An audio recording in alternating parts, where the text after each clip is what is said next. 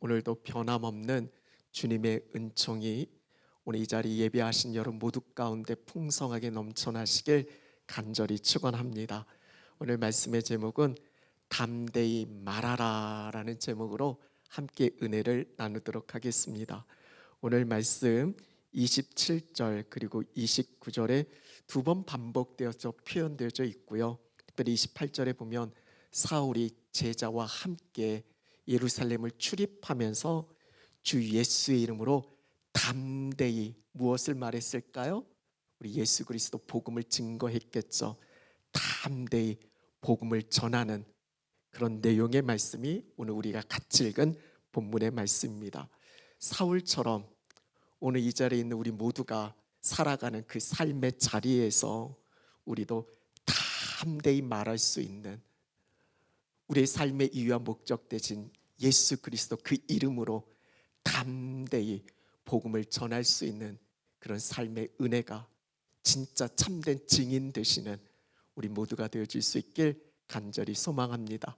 그런 점에서 옆에 계신 분들에게 우리 예수님의 이름으로 담대히 말합시다 라고 그렇게 한번 서로에게 권면했으면 좋겠습니다. 예수님의 이름으로 담대히 말합시다. 여러분, 가장 힘든 것 중에 하나가 사람이 바뀌는 거잖아요. 변화되는 거. 여러분, 사람이 변화되는 걸 믿으시나요? 사람이 바뀝니까? 옆에 계신 분 바뀌었나요? 혹시 그런 생각해 봤나요? 절대 저 사람만큼은 바뀌지 않을 거야. 어떤 분이 그러시더라고요. 목사님, 절대라는 표현을 쓰면 안 된다고. 그래도 있잖아요. 절대 변하지 않을 것 같은 사람. 근데 더 놀라운 건 그렇게 생각했던 사람이 하루아침에 바뀌어지게 되어지는 거. 혹시 보신 적 있나요? 오늘 소개해드리고자 하는 사람이 바로 그 사람입니다. 앞선 1절에 보면 우리가 9장 19절부터 읽었잖아요. 9장 1절 말씀에 보면 사울에 대해서 이렇게 전하고 있어요. 한번 같이 읽어볼까요? 사울이 주의 제자들에게 대하여 여전히 위협과 살기가 등등하여 대제사장에게 갔다라고. 지금 사울에 대해서 어떻게 처음 소개하고 있냐면 예수를 믿는 제자들에 대해서 여전히 위협과 살기가 등등했대요. 참 무서운 말 아니에요? 여러분, 이게 도대체 무슨 말이에요? 여러분, 사울은 예수님 믿는 사람들을 정말 싫어했어요. 혹시 여러분들 중에서도 예전에 그런 분도 있을지 모르겠어요. 반드시 없어져야 할 대상을 그리스도인이라 생각했어요. 저주받아 마땅한 사람들 가만둬서는 안 되고 모조리 싹 다 잡아들여서 죽여야 된다라고. 그래서 쉬운 성경 말씀에 보면 이 부분을 이렇게 번역되어 있더라고요. 죽여야겠다라고 생각했다라고. 그러니까 예수 믿는 사람들이 너무 싫어서 저 사람들은 살면 안 되고 다 죽여야 된다라고 생각했던 사람이 바로 사울이었어요. 그래서 대제사장에 간 이유는 이제 합법적으로 예수 믿는 사람을 잡아들이는 그 공문을 받으려고. 그래서 그 공문을 받고 예수 믿는 사람들이 많이 모여 있는 곳으로 알려진 다메섹이라는 곳까지 가서 저들을 다 결박해서 붙잡아 와서 그렇게 죽이려 했던, 예수 믿는 사람을 박해했던 박해자가 다름 아닌 사울이었어요. 9장 13절 말씀을 보면 아나니아라는 선지자가 사울에 대해서 이렇게 들은 이야기를 주님께 말해요. 사울에 대해서 어떻게 이야기하냐면 그가 예루살렘에서 주의 성도에게 적지 않은 해를 끼쳤대요. 그러니까 예루살렘에 있는 예수 믿는 사람들에게 큰 손해, 큰 고통, 어려움을 끼쳤던 사람이 바로 사울이었어요. 그런데 놀라운 거 오늘 본문 말씀에서 사울은 그토록 싫어했고 경멸했고 반드시 죽여야겠다고 생각했던 그 제자들과 함께 그토록 입 밖에도 꺼내기 싫은 예수 그리스도의 이름으로 복음을 전하는 삶을 살게 되어져요. 채 한 장이 지나가기도 전에. 이런 어떻게 사람이 바뀌어도 이렇게 바뀔 수 있을까요? 완전 180도 달라졌어요. 오늘 말씀 속에서 사울이 탐대 예수님을 증거하잖아요. 도대체 어떤 변화가 그에게 있었는지 오늘 사울의 변화 속에서 우리도 담대히 말하는 주님을 증거하는 삶으로 나아가야 되는데 우리가 붙들어야 될 두 가지 핵심 그 사실을 좀 같이 말씀을 좀 나누려고 합니다. 첫째는 우리 한번 같이 고백했으면 좋겠습니다. 주님과의 만남이 우선입니다. 여러분 사울은요 자기 의지, 자기 열심이 너무 분명하고 확고했어요. 그래서 자기가 옳다 여기는 일에 목숨 걸었어요. 타협의 여지가 없는 사람이에요. 아마 TJ일 것 같아요. TJ 분들한테는 좀 죄송하긴 하지만 참 변화되기 바꾸기 쉽지 않은 분들이잖아요. 이런 사람 설득하기가 너무 어려워요. 변화는 참 불가능하죠. 그런데 앞서도 말씀드린 것처럼 어떻게 달라져도 이렇게 달라질 수 있을까? 우리는 알죠. 사울이 어떻게 달라졌는지. 사도행전 9장 1절부터 읽어보면 그 변화의 핵심에 누가 계셨어요? 예수님과의 만남이 있었어요. 다메섹 도상에서 주님이 찾아오시잖아요. 그래서 자신이 그렇게 박해했던 예수님을 사울이 만나잖아요. 사울의 변화의 핵심은 예수님을 만났기 때문이에요. 이런 분명한 건 주님께 붙들리면 절대 저 사람만큼 변하지 않을 거야 이렇게 우리가 생각했던 사람도 그 어느 누구도 주님 만나면 변화되어져요. 변화의 주체는 주님이시다라는 거예요. 내 의지로 변해야지, 달라져야지 그렇게 해서 되는 게 아니에요. 지금 사울이 변화되어질 수 있는 핵심은 주님의 그 불가항력적인 은혜가 그에게 미쳤기 때문에 사울이 완전히 하루아침에 180도 달라질 수 있는 거예요. 그래서 여러분 예수님 만나야 해요. 주님 만나야 합니다. 그 무엇보다 중요하고 우선되고 시급한 건 주님 만나는 거예요. 요즘 제 안에 간절한 갈망이 있습니다. 기도 제목이 있어요. 그 시작은 한 청년으로부터 시작되어졌어요. 한 청년이 저에게 물었어요. 목사님, 하나님이 정말 살아계시다면 그분 만나고 싶어요. 어떻게 만날 수 있나요? 라고 저한테 퀘스천을 던졌어요. 그 안에서 제 간절한 갈망이 있었어요. 하나님, 그 청년의 그 마음 아시죠? 꼭 만나달라고.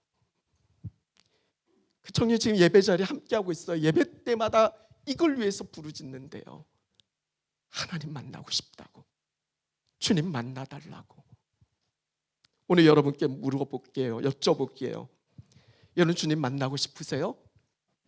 정말 주님 만나고자 하는 그 마음이 있으세요? 여러분 우리 자녀들에게 바라는 것이 무엇이에요? 정말 이 아이들이 주님 만나기를 정말 간절히 바라고 계세요? 예레미야 29장 13절 말씀 우리 같이 읽겠습니다. 너희가 온 마음으로 나를 구하면 나를 찾을 것이요 나를 만나리라. 아멘. 하나님 말씀이에요. 하나님 약속하신 거예요. 너희가 온 마음으로 날 찾으면 나를 만날 것이다 말씀하세요. 중요한 건 정말 마음으로 간절히 주님을 사모해야 하는 거예요. 정말 주님 만나고 싶다라고. 그 마음 성령께서 주시는 거잖아요. 그 마음 가운데 주님 찾아오셔서 만나 주시는 거예요. 바라기는 오늘 이 자리에 예배하신 여러분 모두의 삶 속에서 우리 주님이 찾아오시고 그래서 여러분의 삶의 방향을 완전히 바꿔놓는 그런 은혜를 여러분 모두가 경험하실 수 있길 간절히 소망합니다. 특별히 오늘 말씀 속에서 주목하고자 하는 건 그렇게 주님을 만난 그 이후에 사울이 구체적으로 어떻게 변화되어졌는가.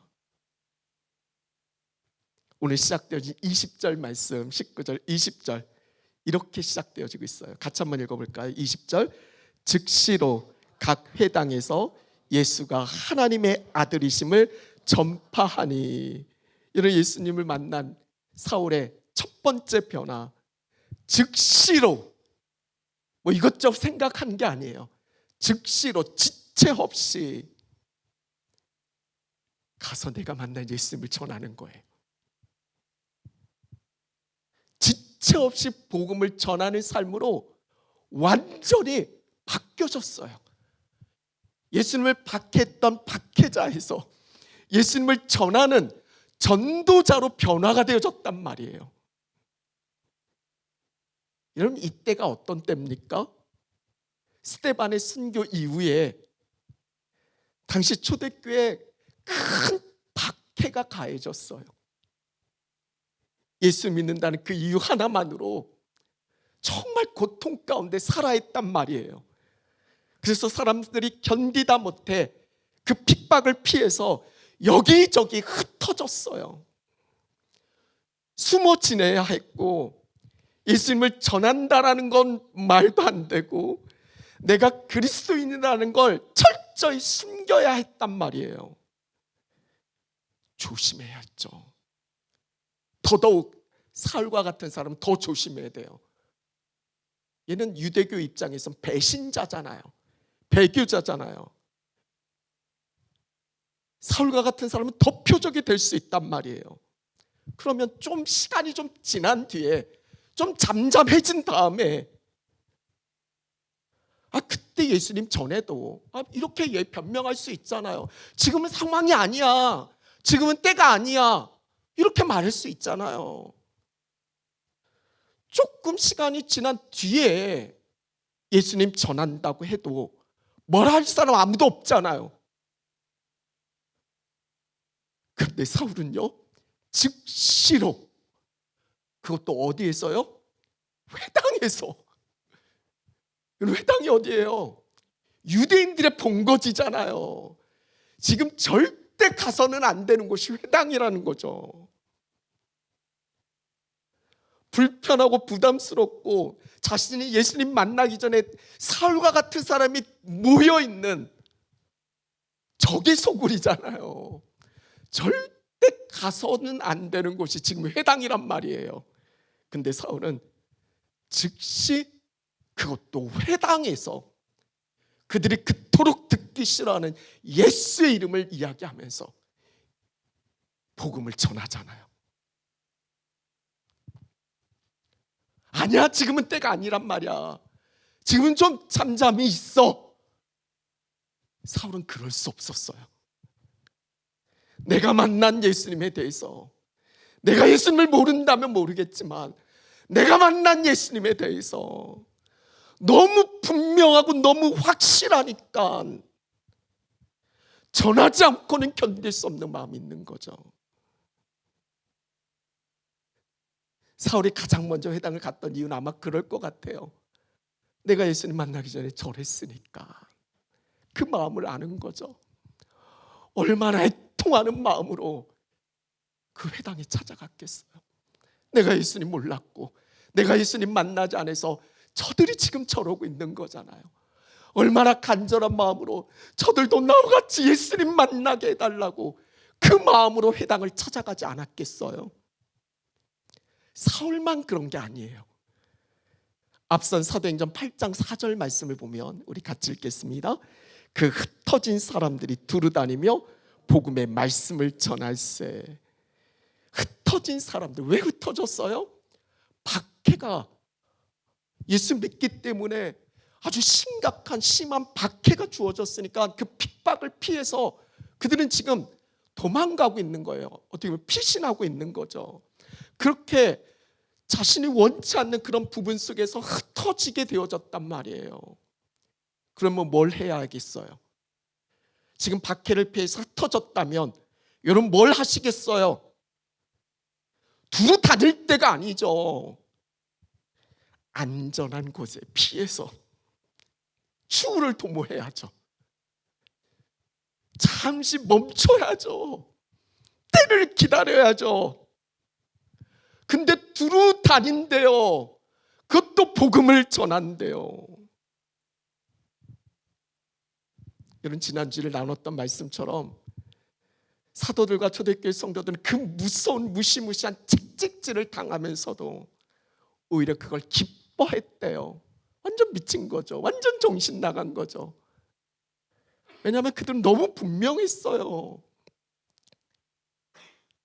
다시는 예수 이름으로 전하지 말라고 해도 예수가 그리스도라는 걸 전하지 않을 수 없는 거예요. 그 모진 채찍질이 가해져도 예수는 그리스도라고 가르치기와 전도하기를 그치지 않았대요.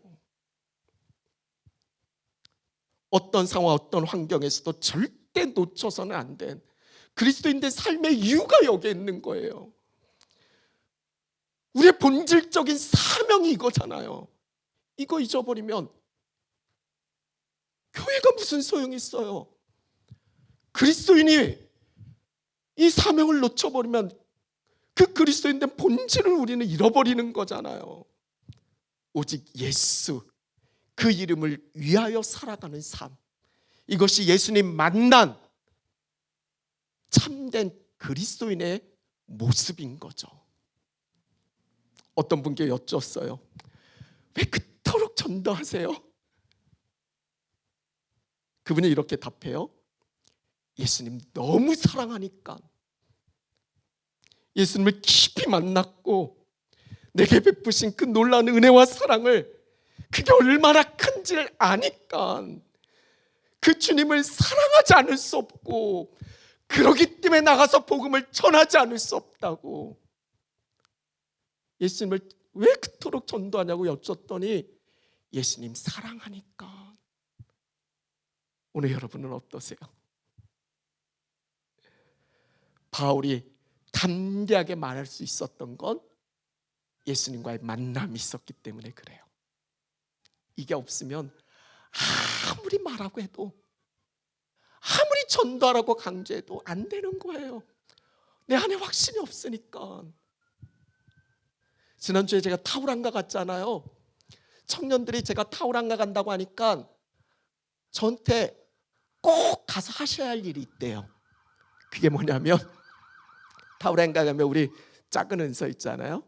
작은 은서 우리 엄마가 라멘 가게를 하세요. 목사님 사모님이시지만 라멘 가게를 하세요. 거기 라멘이 너무 맛있다고 꼭 드셔보래요. 저는 그 전에도 많이 들었어요. 거기 라멘이 진짜 맛있다는 걸. 근데 제가 여러분께 한 번이라도 그 라멘 맛있다고 얘기한 적 있어요? 들어서 알기는 하지만 제 안에 확신이 없어요. 제가 경험하지 않고는 전할 수 없는 거예요. 여러분이 아무리 붙들고 그 라면 맛있다고 아무리 저한테 이야기해도요, 전 나가서 그걸 이야기할 수 없어요. 제가 경험하지 못하니까. 근데 이번에 가서 맛봤어요. 우와, 제가 담대히 말할 수 있어요. 타우랑가 가면 치돌이 꼭 검색하고 거기 가셔서 꼭 드셔보셔야 돼요. 세상에 이런 맛있는 라멘이 있을까? 너무 맛있어요. 이제는 담대히 말할 수 있어요. 내가 경험했으니까. 시편 말씀 그러잖아요. 그래서 너희는 여호와의 선하심을 맛보아 알지어다라고요. 맛을 봐야죠. 경험해야죠. 그래서 제가 알았어요. 아무리 제가 이야기해도 주님 만나지 않으면 안 되는구나. 아무리 나가서 전도하라고 해도, 복음을 전하라고 해도 내 안에 주님을 만나 그 확신이 없으면 이게 안 되는 거구나. 그래서 제 안에 첫 번째 기도 제목이 바뀌었어요. 주님 만나게 해달라고. 우리 사랑하는 딸들, 우리 아이들, 청소년 아이들, 이 아이들에게 바라는 그 첫 번째가 공부 잘하는 게 아니에요. 공부 잘해봐야 주님 만나지 못하면 어떻게 되겠어요? 결국 세상에 자기가 원하는 삶을 선택하고 나갈 거 아니에요. 그런 삶이 아니라 주님을 깊이 만나서 내 평생 내가 살아갈 삶의 이유와 목적을 바로 깨닫고 이게 확실한 동기부여가 되어지면 하지 말라고 해도 공부한단 말이에요. 우선이 주님 만나는 거잖아요. 주님 만남이 우선이에요. 여러분을 위해서도 기도하세요. 그 청년의 고백처럼 하나님 살아계시다면 만나주세요. 만나주실 겁니다. 그 마음속에 찾아오시니까. 주님과의 만남이 우선입니다. 두 번째, 담대히 말하는 이 사울에게서 오늘 우리가 붙들어야 할 중요한 진리가 있어요. 같이 한번 고백해 볼까요? 담대함의 이유는 함께 하시는 주님께 있습니다.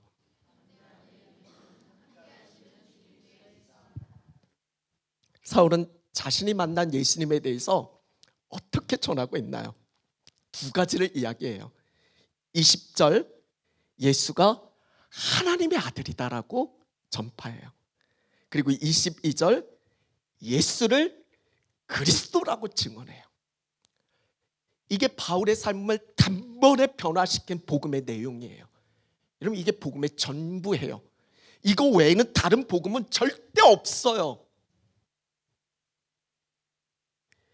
예수님이 하나님의 아들이라는 거, 당시 유대인들은 그 무엇보다도 듣기 싫은 소리였어요. 예수님을 죽인 이유도 예수님 스스로가 하나님과 동일시하는 그 신성 모독죄로 예수님을 십자가에 못 박아 죽였잖아요. 아무리 부인해도 사실이잖아요. 진리잖아요. 예수님은 살아계신 하나님의 아들이잖아요. 하나님과 동일하신 신적 권위를 갖고 계신, 오늘 우리의 믿음의 대상, 오늘 우리의 이 예배의 대상이 예수 그리스도잖아요. 예수는 그리스도라고. 이런 그리스도가 뭐예요? 히브리어는 메시아, 기름 부음 받은 자예요. 여기는 세 가지 중요한 임무가 있어요. 제사장, 그리고 선지자, 왕, 이들에게 기름 부었거든요. 그러니까 예수님이 그리스도로 이 일을 감당하는 참된 구원자다라는 걸 선포하고 있는 거예요. 예수님께서 우리의 모든 죄를 속량하시게 스스로 제물이 되어주신 우리의 영원한 제사장, 그 입에서 나오는 모든 말씀이 진리이신 선지자, 이 세상 모든 것을 다스릴 수 있는 권세가 그 안에 있으시지만 자신의 생명을 내어 죽기까지 섬김의 통치로 그 나라를 회복하신 영원한 왕, 나에게 적용해 보자고요. 나의 제사장, 나의 선지자, 나의 왕, 그분이 바로 예수 그리스도, 나의 구원자인 거예요. 예수 이름 외에 다른 구원이 없어요. 천하에 구원받을 만한 이름을 다른 이에게 주신 일이 없대요. 오직 예수인 거예요. 사울은 이걸 전하는 거예요. 오직 예수님만이 우리의 구원자라고, 오직 예수님만이 살아계신 하나님이라고, 우리의 믿음의 대상, 예배의 대상은 오직 예수 그리스도라고. 사울의 평생의 삶의 기준이 오직 복음이었잖아요. 복음을 위해서, 내가 이걸 해야 하는 이유, 내가 이걸 하지 말아야 하는 이유, 이 삶의 선택과 기준이 오직 복음을 위하여라고. 여기에 생명이 있으니까, 여기에 영원한 구원이 있으니까. 여러분, 이걸 들은 사람들의 반응은 어땠을까요? 21절에 듣는 사람들이 다 놀랬대요. 그리고 22절에 사람들이 당혹스러웠대요. 물론 복음의 내용도 너무 놀라웠지만 중요한 건 그걸 전하는 사울의 변화된 삶. 어제까지만 해도 그토록 예수를 증오하고 예수 믿는 사람들 죽이려 했던 이 사람이 지금은 예수 그 이름을 선포하며 예수가 하나님의 아들이라고 예수가 그리스도라고 선포하니까 그 변화된 삶이 복음의 내용도 너무 놀랐지만 그 복음을 전한 그 사람의 삶이 그 변화된 삶이 사람들을 놀랍게 하는 거예요. 그뿐만이 아니죠. 거기서 이제 사람들은 분노하기 시작해요. 회당에 유대인들이 많이 모여 있었을 거 아니에요. 23절에 보면 죽이기를 공모했대요. 24절에 죽이려고 밤낮으로 애썼대요. 29절에 죽이려고 힘쓰거늘. 지금 복음을 전하는 사울을요 죽이려고 애쓰고 힘썼다는 것이 오늘 본문에서만 3번이나 반복하고 있어요. 여러분, 사람들이 얼마나 악해요. 이렇게 사울을 죽이려고 하는 사람이 누구예요? 누구보다도 하나님을 안다는 사람이에요. 하나님께 열심히 있다라고 하는 사람이에요. 하나님을 믿는다라고 하면서도 지금 자신들이 하는 그 행동에 대해서 하나님이 어떻게 생각하실까 한 채 생각도 안 해요. 그러면서 하나님을 믿는다고 하는 거죠. 오늘 우리는 어떤가요? 우리가 예수님 믿고 하나님께 열심이라고 하지만 우리 삶의 선택의 여정 속에서 그분을 생각하나요? 그분이 어떻게 생각하실까? 그걸 안다면 어떻게 주님의 핏값으로 세운 교회에서 싸울 수 있어요? 말이 안 되는 거잖아요. 주님의 교회인데. 그렇다고 여러분들이 싸웠다는 건 아니에요. 어제까지만 해도 우린 동지야 했던 사람들이 이제는 서로 왼수가 됐어요. 이런 기억해야 할 사실이 있어요. 우리가 예수 그 이름을 위하여 사는 삶, 복음을 담대히 전하는 삶, 이런 전도해 보셨죠? 예수님 전해 보셨죠? 사람들이 와우, 오 예수 이렇게 박수치면서 받아들이시나요? 물론 깊이 받아들이신 분들도 계세요. 그렇지만 거의 대다수는 그 입 다물어 거절하고 거부하고 호의적이지 않아요. 역반응이 많아요. 저도 전도하러 전도지 달릴 때 한 번은 이 전도지를 누가 싹 뺏어가더니 그냥 다 버려버리는 거예요. 제가 진짜 온유해서 그렇지 승질이 여기까지 올라오는데 그래 전도하다가 싸우면 안 되지. 별별 일이 다 있어요.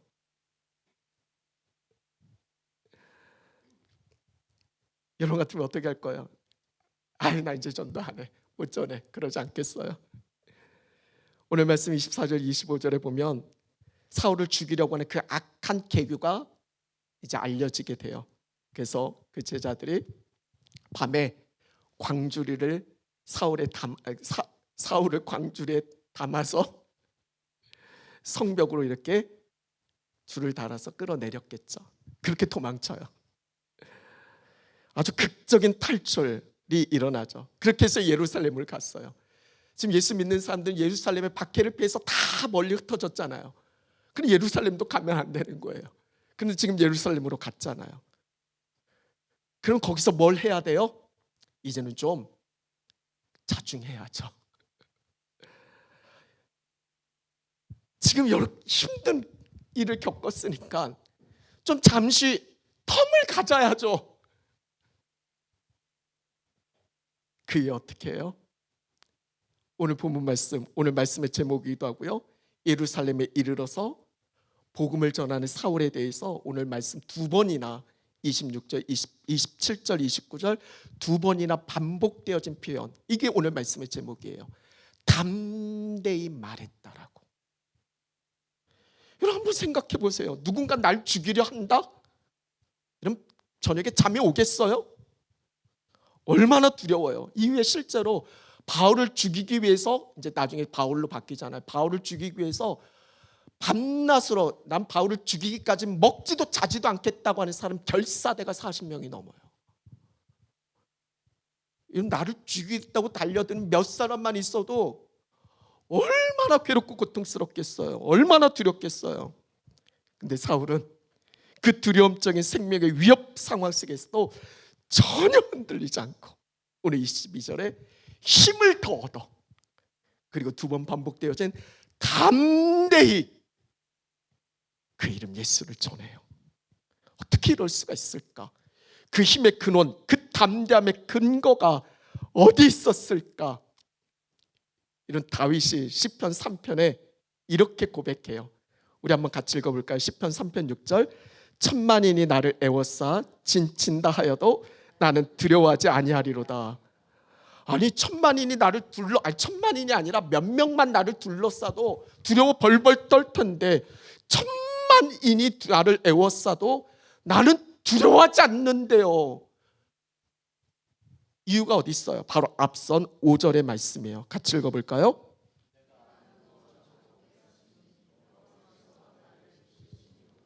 이유가 뭐예요? 주께서 나를 붙들고 계시니까. 사람이 나를 어떻게 하지 못한다라는 거예요. 바울의 분명한 시선이 있어요. 지금 눈앞에 보여지는 상황, 일어나고 있는 상황, 바뀌어지는 어떤 환경, 그리고 날 죽일 듯 달려드는 저 사람, 그가 보고 있는 게 그게 아니란 말이에요. 그는 지금 내 곁에서 나를 붙들고 계시는 주님을 보고 있는 거예요. 그래서 담대히 말할 수 있는 거예요. 앞선 사도행전 4장의 사도들이 공회 앞에서 담대히 말하잖아요. 사도행전 14장 13절에 보면 담대하게 말해요. 그들도. 그러니까 사람들이 곁에 있는 그 주변의 사람들이 너무 놀래요. 아니 이 상황에서 어떻게 저렇게 담대할 수 있지? 이상하게 여겨요. 그 상황을. 여러 가지 위협, 경고 다 해도 사도들은 어떻게 이야기해요? 담대히. 지금 우리는 하나님 앞에서 사람의 말을 듣는 것보다 하나님의 말씀을 듣는 것이 옳지 않은가, 이걸 판단하라고. 담대함의 이유는 하나님 앞에 있었기 때문에 그래요. 담대할 수 있었던 건 주님께서 우리를 부르시고 그냥 땅에 던져져서 너 혼자 잘 살아 이게 아니라 내가 세상 끝날까지 너와 항상 함께 하겠다. 이게 주님의 약속이잖아요. 이 분명한 확신을 가지고 그 두려움적인 상황에서 사울은 휘둘리지 않고 담대히 말한 거예요. 사랑하는 여러분, 우리가 복음 전할 때 주님은 반드시 나와 함께 하시는 줄로 믿습니다. 반드시 힘 주세요. 감당케 하십니다. 그래서 오직 주님 바라보고 우리는 복음의 현장으로 나가셔야 합니다. 한번 적용해 보셨으면 좋겠어요. 오늘 셀 모임이 없지만 또 기관별로 모여서 오늘 말씀에 대해서 같이 나누고 또 우리가 담대히 어떻게 복음을 전하는 삶을 살아가야 하는지 한번 깊이 생각해 봤으면 좋겠어요. 나는 일상에서 어떤 상황 앞에서 복음 전하기를 두려워하고 주저하고 있는가? 멀리 바라보지 말고 이번 한 주간 내가 담대히 예수님을 전할 수 있는 구체적인 자리는 어디인가? 물론 여러 가지 방해가 있을 수 있습니다. 장애가 있고 거침이 있어요. 영적 싸움이고요. 마귀가 정말 싫어하니까. 어제 형 동생 했던 그런 사이 아니었겠어요, 바울? 근데 그 유대인들이 이제 사울을 가만두지 않습니다. 시비하고 가는 곳곳마다 그를 고통스럽게 해요. 심지어는 제자들도 오늘 26절에 보니까 사울이 사귀고자 하지만 다 두려워했대요. 전에 사울이 어떤 삶을 살았는지 아니까, 저 사람의 과거를 아니까 가까이 하기가 쉽지 않은 거예요. 의심이 가고 믿어지지가 않는 거죠. 그렇게 각종 오해, 어려움이 따를 수 있어요. 그렇다고 포기할 수는 없죠. 그 모든 것에도 불구하고 사울은 끝까지 사명 감당해요. 주님 앞에 설 때 얼마나 기뻤을까요?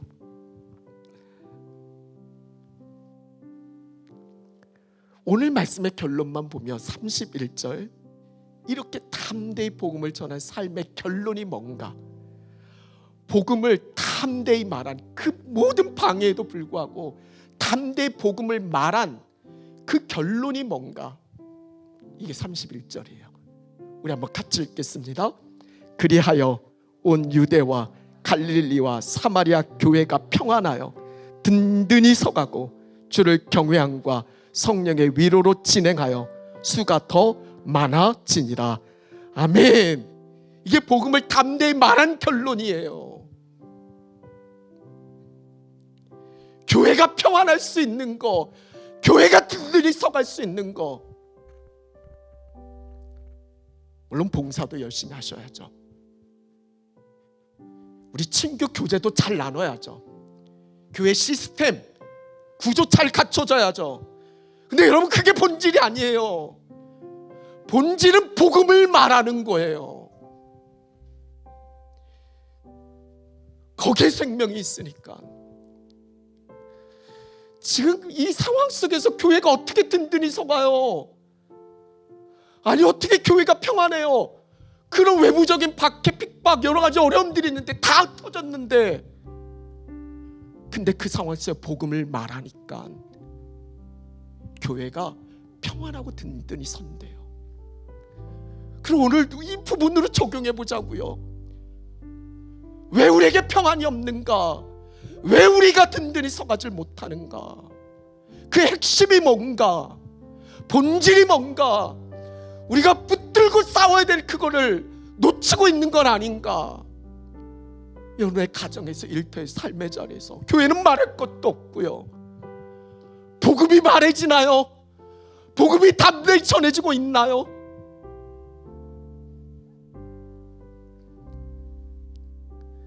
오늘 저와 여러분, 우리에게도 사울이 얼마나 두려웠겠어요. 그 회당에 가는 게, 인간적인 그 마음속에서는요.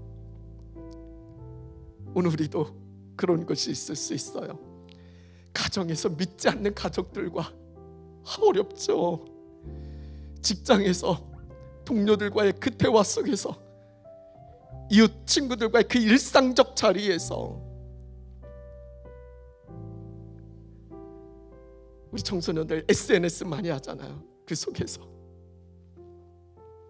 학교에서 우리도 불편하고 또 부담스러운 자리 관계가 있을 수 있어요. 피해야 하나요?